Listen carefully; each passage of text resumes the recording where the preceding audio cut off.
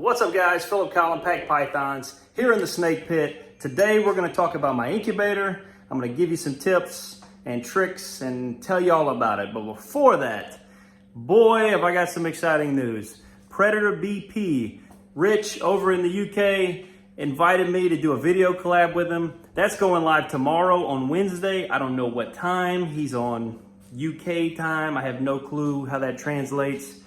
If you're not subscribed to his channel, make sure you go over there, subscribe, turn on notifications so you get the ding whenever it goes live. Can't wait for that. Thanks. If you're watching this, Rich, I really appreciate it, brother. Super excited to work together. Real quick before we get into the incubator stuff, we got some new stickers. My sticker swaps just showed up. We'll start with GP Snakes. Got a couple stickers from them, really cool logo. Thank you guys, awesome. Definitely go check them out. And secondly, we have Ualreadyknow ball pythons. They sent a lot of stuff, man. We got some big stickers. We got some smaller stickers. They even sent some magnets. I didn't know this was metal, but luckily it is. It sticks right on, perfect. And they sent a little love letter. Oh man, you guys are the best. Thank you so much. But definitely go check them out. Anyways, we're gonna, again, go over my incubator. We're gonna check out the clutches I have that are starting to shed out at the very end. And then, so let's get right into it. Here we go. Incubator. What do you know about them? They are a vessel to maintain the temperature of your eggs. That's simple. You want it to A, get to a set temperature, B, maintain that set temperature as long as possible, and C, when you have to go in and maintain your stuff, you want it to get back to that temperature as quickly as possible. So, that specific temperature, here's the key thing, in a large space, it's very easy to get that specific temperature in one area and be completely different in another. So, how do we fix that? Step one, buy a high quality thermostat. So if we notice, this thing right now is set to 91 degrees and it's only putting out 5% voltage. Why is that? That is because I have a massive heating tape set up in this incubator. You could probably go with a much smaller heating element for this space. Don't care. I like overkill. I have the biggest tape that I could possibly fit in there without fully wrapping all the walls with heat tape. Pretty simple. So because it's large, it doesn't take nearly as much electricity. It might take the same amount of electricity, but it doesn't have to, the individual, if you took the temperature on any one spot in this heat tape, it doesn't have to get super hot in order to maintain that temperature.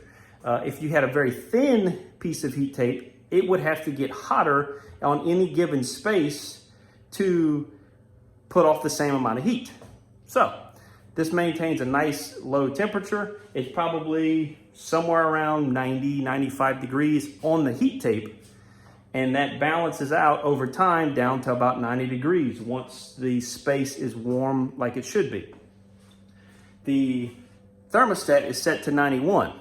Why is that? Well, first of all, maybe a really high dollar thermostat or really expensive thermometer would tell you the exact temperature of any given space, but it's best not to trust any one specific thermostat or anything like that. So I have multiple. I use my heat gun to check the temperatures in here regularly.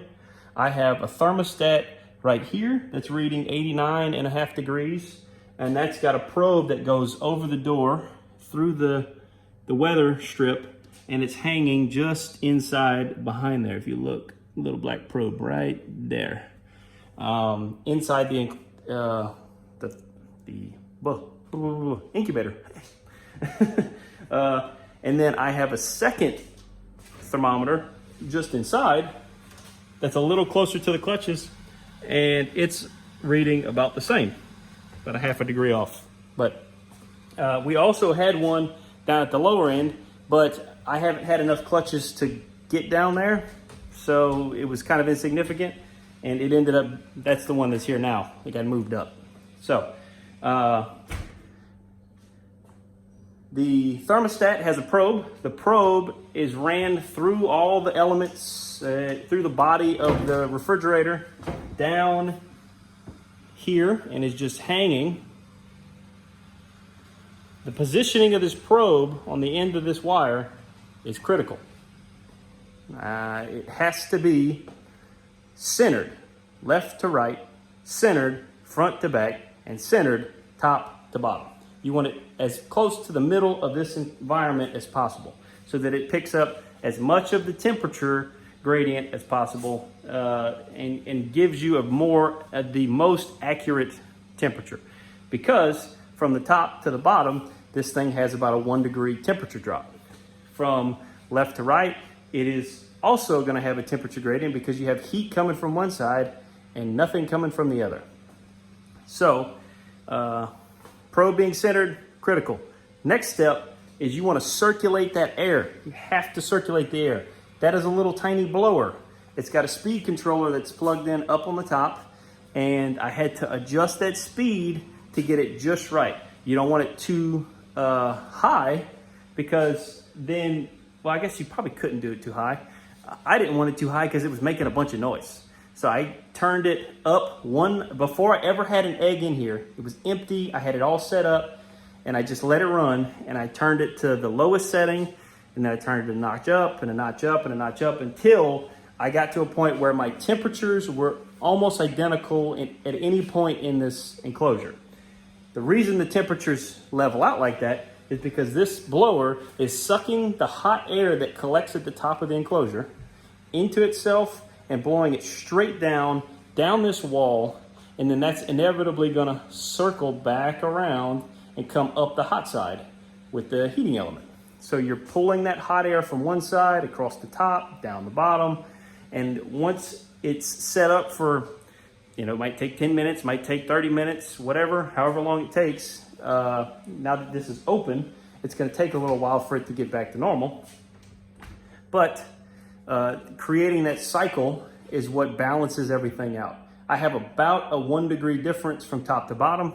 Again, it's kind of irrelevant because I've only got clutches and baby snakes up at the top. So that's, negligible in my environment. If this was full, then I might tweak some of the settings again to make sure that the environment is fully where I need it to be. That's it. The fridge being glass door is something that some people are, particular about or not particular about. You could use a fridge like this one or like this, identical. Doesn't make a difference. There is one slight difference. This one you can't see anything inside of, clearly, and this one you can. But you can't see everything inside this one either. If this incubator was full of clutches, I would only be able to see what's right at the front of the shelf. And now that I'm covering it with stickers, doesn't really matter anyways. But the glass door is something that I liked. Thought it looked professional, looked nice. Other than that, it's kind of insignificant. My friend that taught me how to do all of this and gave me all the information, and I basically copied exactly what he was doing. He had a glass door refrigerator. I liked it. I found one. That's what I have. But you could very well use one of these with the exact same results. Just make sure that you're putting in the right equipment. Make sure it's all set up. Make sure you have it running and tested before you ever need it. That's critical. And beyond that, that's it. It's pretty straightforward setup. We're gonna go ahead and jump in here and check out these babies, give y'all a little update and see what we got. Let's check it out. Okay, so this is clutch number 2. We had 4 healthy babies in here. I don't think anyone shed out of here yet. I had one shed in this clutch yesterday. But we have a normal, 66% het albino, or no, het pied. I don't really see any pied tracks there. We have a ball of snakes. Come on, guys. Come on, ladies and gentlemen. Check this thing out. Look at the dorsal stripe on there. So sick. Love that. That is beautiful. That is pretty. And that is a scaleless head. 66% het pied. And based on these belly tracks, I would say pretty good shot at that being pied. For legal purposes, I am not allowed to say 100% het pied, but man, if that's not pied, I would be fooled. Check that out. That's wild. Awesome. Hey, I want to make a snake. Draw a snake? Yeah. Okay, draw a snake for me. Here's another normal. 66% het pied. Again, this one's got great pied markings. Gorgeous. Good job, buddy. Get back in there. Get back in there. And the one we were looking for. White snake. Beautiful pied. It is a white snake. You're right, buddy. Normal, not scaleless head. Beautiful. Love that little orange tail tip. Boop, boop, boop. So cool. And when they were pipping out, I was wondering if there was any way to tell if it was a pied before it came out of the egg. And I realized after it hatched that it had a white chin. I didn't realize they had white chins. So this one didn't poke its head out. It had started to, I think it had started to cut the egg, but, oh no, it didn't. This one hadn't cut the egg. Its clutch mate had pipped out. So I didn't get the opportunity to see that white chin, but in the future I'll know, because I definitely plan on producing a lot more pies and pied combinations. Oh, cool. So we got some more shed today. This slimy, snot-looking yellow thing. Yeah, buddy. Oh, another snake. Good job. This is the very first shed. It feels completely different. It's very slimy and wet. There's one. There is two. Oh. Make sure it's not still attached to somebody. Nope. Good to go. Two perfect sheds, and I pulled a third one out yesterday. So I could tell right off the rip, this one has shed. Beautiful coloration. Perfect looking normal. And it is 66% het pied. All of these have the same genetics. This one's got some okay pied tracks.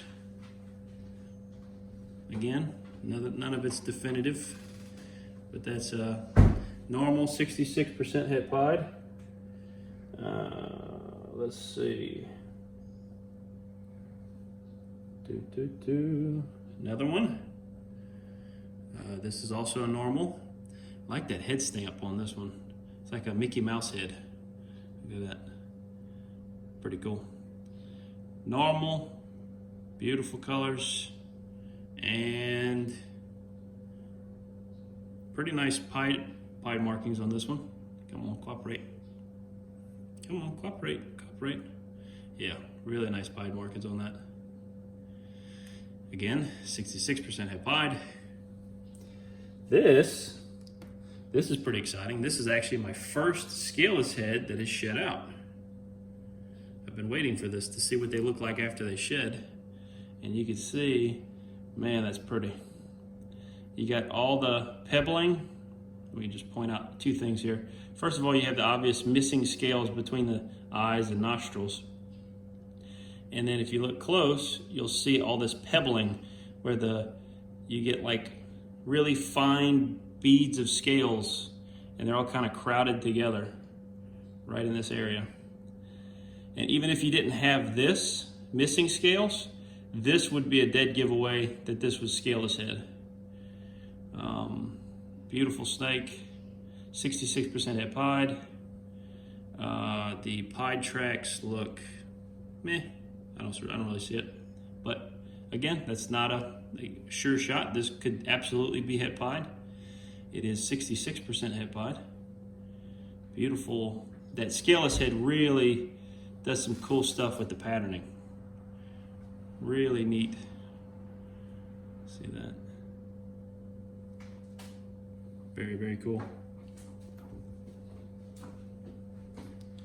I'll have all these sexed and gonna put up all their information here pretty soon once we get them eating, get a few meals in them. Hold on, buddy. Here's another normal and pretty decent pied markings. Nothing crazy. Beautiful snake. Da-da-da. Now they're starting to move around, so I can't tell who I've already shown off. Here we go. Another normal. And this one is 66% het pied. Pretty good pied markings. I like that. Beautiful snake. And the last of the 9 is right here. This one has not shed out yet. Still looking wet. Normal, 66% het pied. And I don't really see it on the belly. But again, as soon as everybody sheds out of the clutch, I'll get them set up in their own tubs and we'll start trying to offer them food. All right, guys, that's it for today. Thanks for watching. Make sure you go subscribe to Predator BP's channel. Be ready for that new video coming out tomorrow. It's going to be awesome. Super stoked. Again, more stickers available. If y'all want to do sticker swaps, hit me up. Thanks again to Ualreadyknow ball pythons and GP snakes. I'm sure you can find them both on social media. Look them up. Thanks again, guys. Y'all are awesome. Take it easy. If it ain't easy, don't take it. Peace.